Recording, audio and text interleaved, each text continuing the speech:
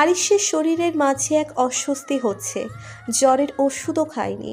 বাসা থেকে বলে এসেছিল যে পথে ওষুধ কিনে খেয়ে নিবে, কিন্তু আরুর জন্য খাবার কিনতে হবে সেটা মনে থাকলেও ওষুধ কেনার কথা মনে নেই। আরিশ কপালটা চেপে ধরল একটু।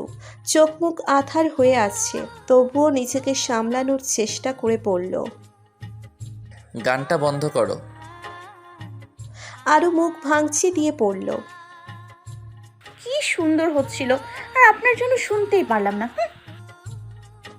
গানটা বন্ধ করতে গেলেই আরিশ আরুর বিছানায় শুয়ে পড়ল। আরু গান বন্ধ করে এসে দেখে আরিশ ওর বিছানায় শুয়ে আছে। দেখে আরিশের পাশে বসে পড়ল। এই যে মিস্টার, আপনার গেস্ট রুমে শোয়ার কথা, এখানে শুয়েছেন কেন? আরিশ আরুর হাতটা টেনে ওর নিচের ওপর আরুকে ফেলে দিয়ে আরিশ নিচের বুকের মাঝে আরুকে জড়িয়ে ধরে নিতেই আরু ছটপটিয়ে উঠল। আরিশ খানিকটা রুক্ষ গলায় বলল, একদম শান্ত বাচ্চাদের মতো হয়ে থাকবে, কোনো নড়াচড়া না। আরুর হৃদ গতি বাড়ছে। আরিশের কাছে বেশিক্ষণ থাকলে আরিশের মোহে হারিয়ে যাবে।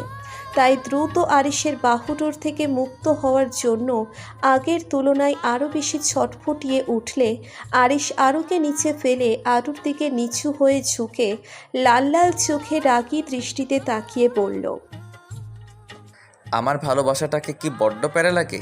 কাছে আসতে চাইলে দূরে ঠেলে দাও কেন? তুমি কি জানো না যে এসব করেও লাভ নেই? আরও আরিশের দিকে নিষ্পলকভাবে তাকিয়ে রয়েছে। আরিশের মুখে রাগের আভা স্পষ্ট, চোখ জোড়া লাল। তার কারণটা হয়তো আরুর কাছে খুব সংক্ষিপ্ত, উনি অসুস্থ। কিন্তু আরিশের যে অ্যাক্সিডেন্ট হয়েছে সেটা আরুর কাছে অজানা।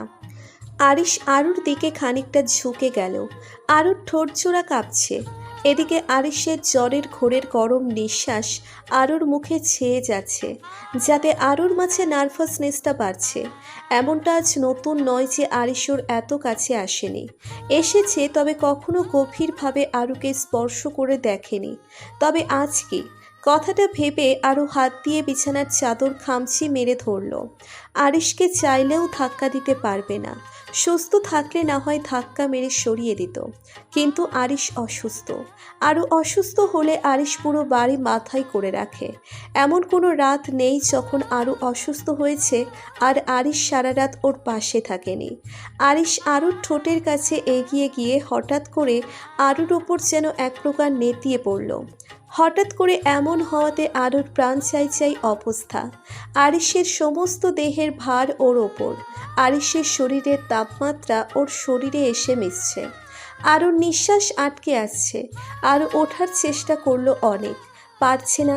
কিন্তু এই অবস্থায় কাউকে ডাকাও যায় না, তাহলে এমন ভাব দেখে এক খারাপ পরিস্থিতির সৃষ্টি হতে পারে। আরও অনেক চেষ্টার পর উঠে তারপর আরিশকে নিজের সাথে জড়িয়ে নিয়ে গলা ছেড়ে ডাক দিল, আম্মু, আম্মু। ভোর রাতে হসপিটাল থেকে বাসায় ফিরছে আরু। সারা রাত আরিশের পাশে পাশে ছিল।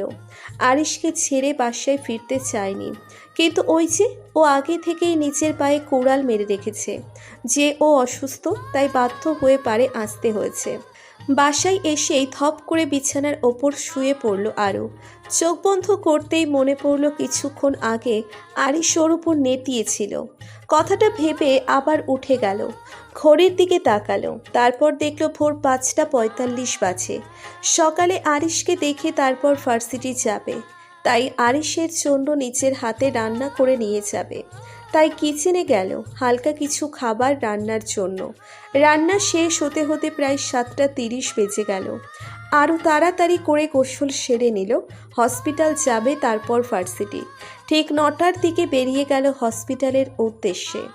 রিকশায় উঠতেই সানা ফোন করলো, কিন্তু রাস্তার গাড়ির আওয়াজে আরও শুনতে পায়নি, তাই ফোন ধরেনি। হসপিটালের সামনে নেমে গেল আরু। দ্রুত পায়ে আরিশের রুমের দিকে হেঁটে গেল। তারপর গিয়ে দেখলো আরিশ নেই। আরিশকে সেখানে না দেখে প্রথমে ভাবলো রুম চেঞ্জ করা হয়েছে, কিন্তু পরে রিসেপশনিস্টের কাছে গিয়ে জানতে পারলো যে আরিশের ছুটি হয়ে গেছে 4টের সময়। শুনেই আরুর মেজাজটাই বিগড়ে গেল। ভাবল যে আজকে বাসায় গিয়ে সবাইকে ঝাড়বে। ঝড়ের গতিতে যে কেন কেউ ওকে ফোন করে কিছু বলেনি। সোজা ভার্সিটি গেল আরু। সেখানেও কাউকে না পেয়ে রেগে নিজের ক্লাসরুমের দিকে এগিয়ে যেতেই হঠাৎ কেউ যেন ওর হাত ধরে টেনে নিয়ে একটা ফাঁকা রুমে ঢুকিয়ে নিয়ে গেল। হঠাৎ এমন কিছু হওয়াতে আরুর যেন দম আটকা অবস্থা। রুমে ঢুকতেই কারোর বুকে এসে আছড়ে পড়ল আরু। ভয়ে চেঁচাতে যাবে তখনই আগেই কেউ হাত দিয়ে ওর মুখটা চেপে ধরল। আরুর চোখ বড় বড় হয়ে গেল। অন্ধকারে চেনার উপায়টুকু নেই। হঠাৎ ফোনের ফ্ল্যাশের আলো মুখের উপর পড়তেই আরুর চোখ জোড়া বড় বড় হয়ে গেল। লোমকূপগুলোতে ঘামের আস্তরণ। অন্ধকারে আর গরমে কপাল বেয়ে ঘাম পড়াচ্ছে। শার্টটা শক্ত করে ধরে রাখা হাতটাও কাঁপছে। হাত দিয়ে চেপে রাখা ঠোঁটটাও কাঁপছে। আর হৃদস্পন্দনের ক্রমাগত ছন্দপতনে হৃদয় বিদারণ এক অনুভূতি। ফোনের ফ্ল্যাশের আলো মুখ থেকে সরিয়ে দিতেই আরু আরিশের বুকে মাথা রাখল। বেশ শব্দ সহকারে হাঁপাচ্ছে আরু। দুই হাত দিয়ে শার্টটা খামচি মেরে ধরে আছে। আরিশের বুকে কপাল ঠেকিয়ে জোরে জোরে শ্বাস প্রশ্বাস চালাচ্ছে আরু। আরুর এমন চঞ্চলতা আর অস্থিরতাতে আরিশ একটু ঠোঁট চেপে হাসল। তারপর আরুর সামনে নিজের মিস্টার ভদ্র টাইপ ব্যক্তিত্বটাকে বজায় রাখার জন্য আরুর চুল দিয়ে ঢাকা গার্ডারটা শক্ত করে চেপে ধরে এক টানে তা মাথা থেকে খুলে নিতেই আরু আহ করে শব্দ করে উঠল। হেয়ার ব্যান্ডটা পকেটে ঢুকিয়ে আরু চুলের মুঠি ধরে নিজের কাছে টেনে আনলো। আরু চোখ মুখ খিচে আছে। আরিশ আরুর ঠোঁটে আঙ্গুল দিয়ে স্লাইড করতে করতে বলল, কালকে অসুস্থ ছিলাম, নিজের মাঝে হুঁশ ছিল না। আজকে সজ্ঞানে আছি, তাই ইটস মাই টাইম। তুমি কি ভাবলে এত সহজে তোমাকে ছেড়ে দেবো আরু পাখি? পানিশমেন্ট পাবে না? আরু চোখ মুখ কুঁচকে বলল, ধুর, ছাড়ুন, আমার লাগছে।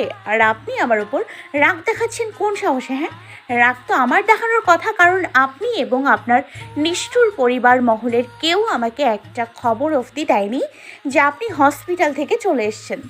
কত কষ্ট করে রান্না করে নিয়ে গেলাম, তার কোনো দাম নেই। কথাটা শুনে আরিশ আরুকে ছেড়ে রুমের আলোটা দিতেই আরু বড় একটা নিঃশ্বাস নিল।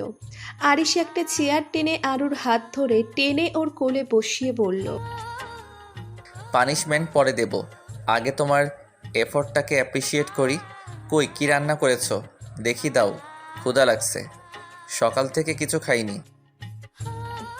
আরিশের কথা শুনে আরু মুখ ভেঙচি দিয়ে ব্যাগটাকে শক্ত করে জড়িয়ে ধরে বলল, সরুন, একটা খাবারও পাবেন না আপনি।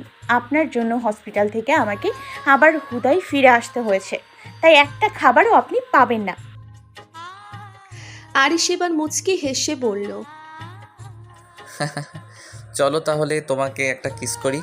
শুনেছি মেয়েদের কিসে নাকি মিষ্টি থাকে, আর মিষ্টি খেলে শরীরে অনেক ক্যালোরি পাওয়া যায়, সাথে এনার্জিও। কথাটা শোনা মাত্রই আরও ঝটপট আরিশের কোল থেকে উঠে গেল। তারপর ব্যাগটা হাতে ঝুলিয়ে পড়ল। এত লুইচ্ছা হলেন কবে আপনি? আপনাকে আগে যদিও কখনো ভালো ভাবিনি, তবে এতটা লুইচ্ছা হবেন সেটা জানতাম না। আমি আজই ফুপিকে বলবো, তার এই লুইচ্ছা ছেলেকে আমি কখনো বিয়ে করতে পারবো না। কথাটা বলে আরও মুখ বাঁকালো। আরিশ এবার চেয়ার থেকে উঠে আরুর দিকে এগিয়ে যেতে নিলেই আরু বলে উঠল,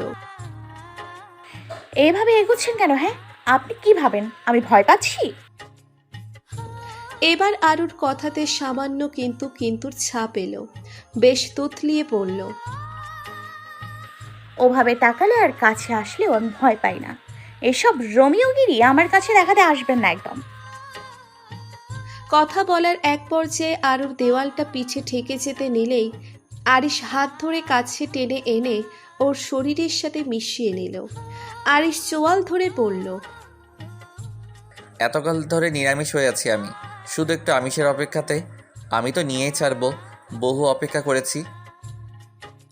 এবার আরুর কথাতে সামান্য কিন্তু ছাপ এলো। বেশ তুতলিয়ে বলল, কি বলছেন এসব? হ্যাঁ, আর এসব আমিষ নিরামিষই বা সরে যান, না হলে আমি সত্যি আজ ফুপিকে সব বলবো। আরিশ আরুর দিকে এক নেশা ভরা চাহনিতে তাকিয়ে বলল। তোমার ফুপিকে আমি ভয় পাই? আরও মাথা নিচু করে আছে, কি বলবে বুঝতে পারছে না। আরিশ তো আরিশের মতোই চিরকাল ঘাড় তেরা, নিজের মতো চলে। আরও কিছু বলার জন্য মুখটা তুলতেই আরিশ আরুর কোমর ধরে আরও কাছে টেনে নিল। আরও বেটে আর একটু গোলুমলু হওয়ায় আরিশের বুকেই ওর মাথা রাখার স্থান। আরুর ঠোঁট কাঁপছে। আরিশ আরুর চুলগুলো কানের পাশে গুজে দিয়ে আরুর ঠোঁটের কাছে ঠোঁট এগিয়ে নিয়ে যেতেই আরও অনেক ভয় ভয় বলল। প্লিজ। আরিশ আরুর কথার সব রকম বাধা অতিক্রম করে আরুর ঠোঁট শক্ত করে চেপে ধরতেই আরিশের শার্ট থেকে আরুর হাতের বাঁধন আলগা হয়ে এলো। আরিশ যেন অদ্ভুত এক নেশার ঘোরে আছে। বেশ কিছুক্ষণ ধরে আরিশ আরুর ঠোঁটটা শক্ত করে চেপে ধরে আছে, কিন্তু আরুর কোনো রেসপন্স নেই দেখে আরিশ রেগে গেল। কপাল কুঁচকে আরুর নিচের ঠোঁটটা শক্ত করে কামড়ে ধরতেই আরও ব্যথায় আরিশকে ধাক্কা মারলেও আরিশ ছাড়ল না। আরুর ঠোঁটটা ছেড়ে খানিকটা রাগান্বিত চোখে তাকিয়ে বলল। You have a last chance Aru পাখি।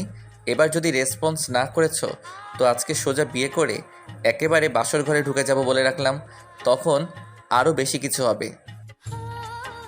আরও শুকনো ঢোক গেল, তারপর চুপচাপ মাথা নিচু করে রইল। হঠাৎ কিছু একটা ভেবে আরও হাত থেকে ব্যাগটা ফেলে আরিশের দিকে এক পা এগিয়ে গিয়ে আরিশের শার্টটা টেনে নিজের কাছে আনলো। আরিশ কিছুটা হলেও অবাক হলো, আরও কাছে টেনে বলল। সব সময় ধমকাইলেই কি আমি ভয় পেয়ে যাব ভেবেছেন? আমি কি কিছু করতে পারি না? আরিশ কিছু বলতে যাবে তার আগে আরও আরিশের ঠোঁটটা আঁকড়ে ধরল, যাতে আরিশ তো রীতিমতো অবাক। আরও এমনটা করবে তাও কখনো কল্পনাতেও আনেনি। আরিশের চুল মুঠো করে ধরে আছে আরু। আরিশের ঠোঁটের হাইটেও না, তাই পাটা খানিকটা উঁচু করেছে।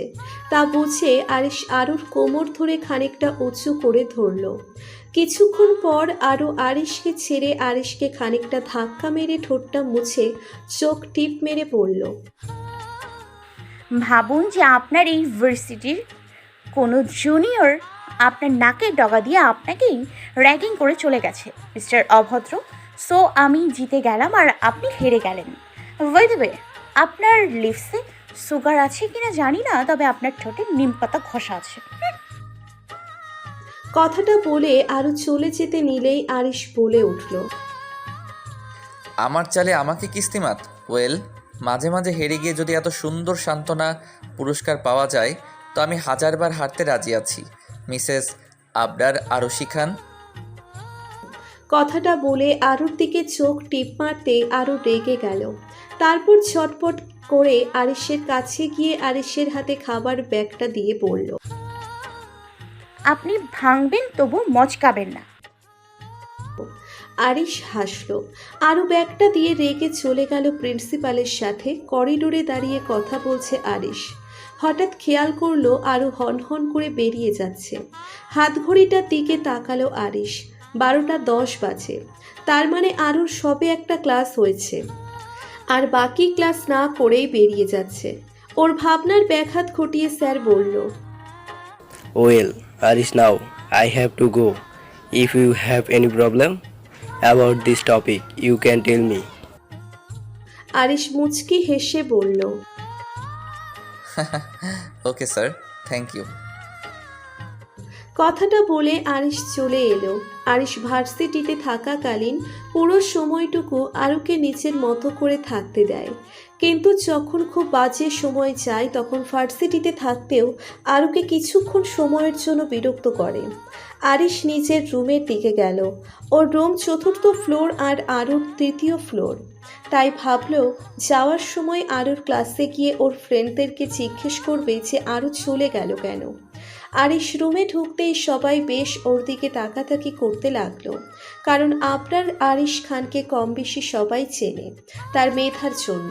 আর আরিশ খানিকটা হলেও মেয়েদের কাছে ক্রাশ জাতীয় বস্তু। রুমে ঢুকতেই বেশ কিছু মেয়ে আরিশের দিকে তাকিয়ে রইল হাঁ করে, কোনো কারণ ছাড়াই।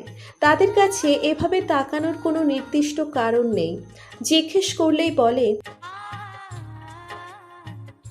ভালো লাগে দেখতে, তাই তাকিয়ে থাকি। এই বেঞ্চটাতে 4 জন লেডি গ্যাংস্টার থাকে, তারা আজকে আসেনি? মেয়েটা আরিশের দিকে কিছুক্ষণ তাকিয়ে রইল, কোনো উত্তর দিল না। আরিশ ভাবসাব বুঝে বলল, আই আস্ক ইউ সামথিং। মেয়েটা ঘোরের মাঝে বলল, ভাইয়া আপনি কি সিঙ্গেল?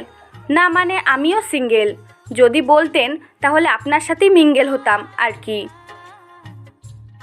আরিশ মাথার চুলগুলো টেনে বলল, আমি বিবাহিত আপু, আর এই বেঞ্চে যে লেডি গ্যাংস্টার বসে আরশি রহমান, সে আমার ফিয়ন্সে।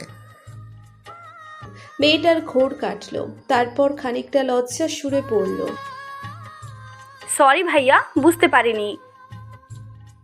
আরিশ ইটসুকে বলে বেরিয়ে গেল নিচের ঘরে। আরিশ রুমে গিয়ে সাহিলের পাশে বসতেই দেখল সাহিল খুব মনোযোগ দিয়ে একটা ইকুয়েশন মেলানোর চেষ্টা করছে, কিন্তু পারছে না। অনেকবার কাটাকুটি করেছে। আরিশ ভালো করে তাকিয়ে রইল ইকুয়েশনটার দিকে আর সাহিলের খাতার দিকে, যেখানেও কাটাকাটি করেছে বারবার।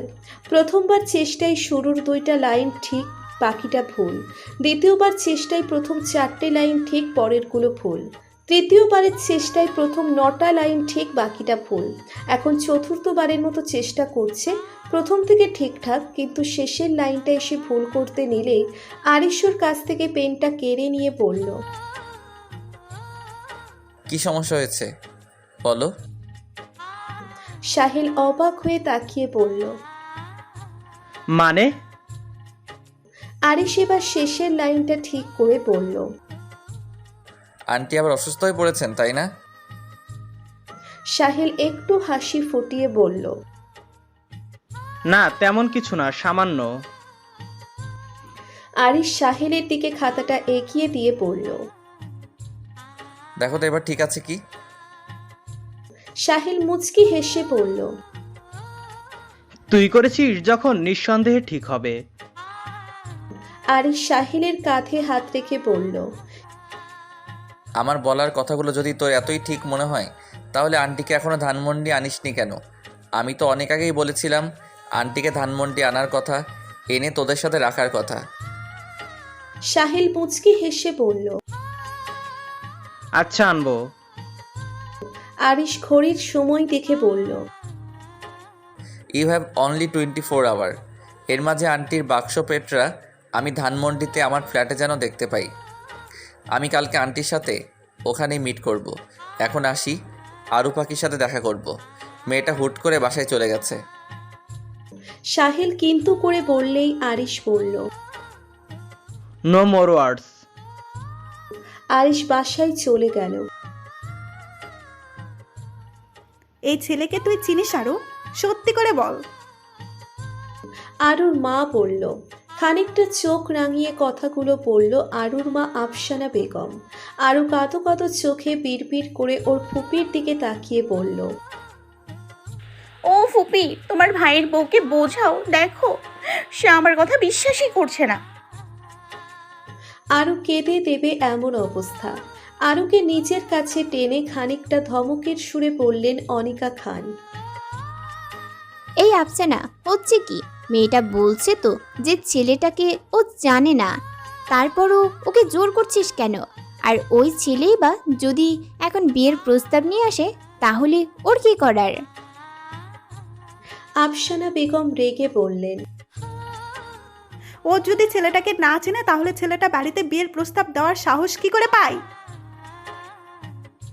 আরুর মায়ের এমন ধমক শুনে আরু এবার ফুপিয়ে কেঁদে ফেলল। একেই এই ছেলে যাকে আরু চেনে না জানে না, সে আরুকে বিয়ে করবে বলে পুরো ফ্যামিলি নিয়ে হাজির।